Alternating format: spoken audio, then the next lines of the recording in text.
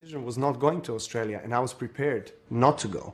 And I understand that not being vaccinated today, I'm unable to travel to most of the tournaments at the moment. And that's a price you're willing to pay? That is the price that I'm willing to pay. Ultimately, are you prepared to forego the chance to be the greatest player that ever picked up a racket, statistically, because you feel so strongly about this jab? Yes. I do. But as things stand, if this means that you miss the French Open, is that a price you'd be willing to pay? Yes, that is the price that I'm willing to pay. And if it means that you miss Wimbledon this year, again, that's a price you're willing to pay? Yes. Why, Novak? Why? Why do you... Because the principles of decision-making on my body are more important than any title or anything else. What an amazing man. What an astounding exemplar of unwavering commitment to principle. If you don't know, that is the tennis great Novak Djokovic. And this weekend, Novak was officially crowned the greatest tennis player of all time, having won his 23rd Grand Slam, the most majors of any tennis player in history. And this despite the fact that he's been banned from Australia, and I'm ashamed to say here in the United States, because he refused to get vaxxed. Regardless, Novak, as you could see, never, ever let the pressures of his tennis career get in the way of his convictions. And those pressures were intense. Djokovic has won 10 Australian Opens, 7 Wimbledons, 3 U.S. Opens, and now 4 French Opens. He's the first tennis player to win all 4 Grand Slams at least 3 times. But it's not just the Grand Slams. He's amassed a record-breaking, totally unprecedented 38 Masters titles. And he's earned the #1 tennis player ranking for an astonishing 388 weeks, staving off the constant threats to knock him off from that position from the likes of 2 other Grand Slam masters, Roger Federer and Rafael Nadal.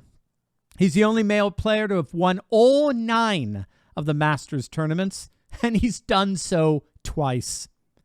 But first, gang, what if I told you that there was a small group of investors out there who consistently and wildly outperform the market? Well, I think you know there is. Corrupt politicians like Nancy Pelosi and establishment senators have been using their security clearances and exclusive knowledge to their advantage in the market for decades now. They know when sales are up. They know when earnings are going to be. They know about legislation, incoming Fed changes, and a host of other inside baseball tips that gives them an unfair advantage when it comes to picking stocks. When these bigwigs make moves, odds are they know something. And thanks to a little-known SEC database, guess what? We can see what and when these people are buying. Not only do we get to see it in real time, but we get to piggyback on their trades to gain the same advantage for ourselves perfectly, legally, and ethically. My friend Ross Givens has been tracking insider trading for years, and his recommendations have led to investment returns of over 200%. Some of it as high as nearly 1,500%. And according to him, there's no better way to beat the market. And now it's your turn. Click on that link below right now and learn how you too can learn to trade like Pelosi. Click on that link and learn how to gain an insider advantage for yourself. But it's Novak's extraordinary character and commitment to principle that's been most noteworthy of late.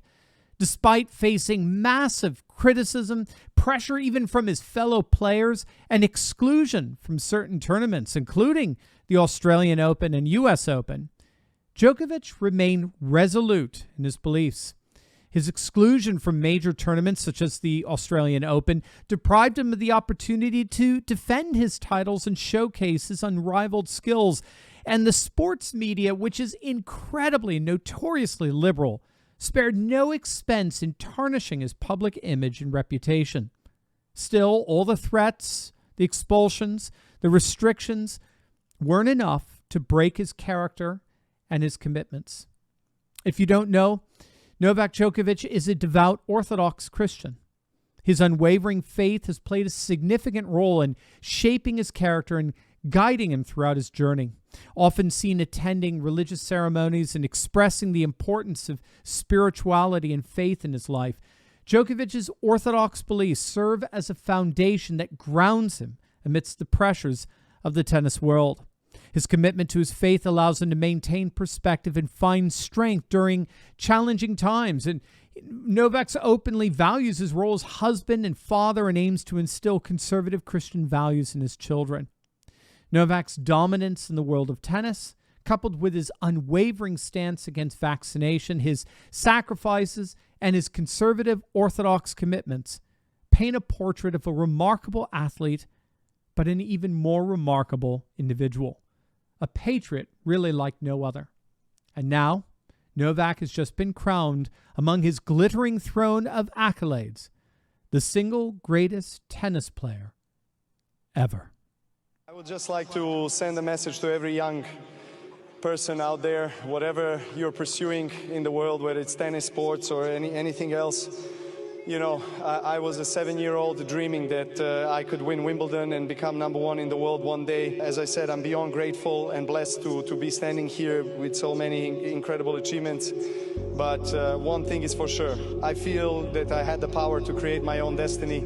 I try to visualize every single thing in my life, not only believe it, but really feel it with every cell in my body. And I just want to send a message out there to every young person.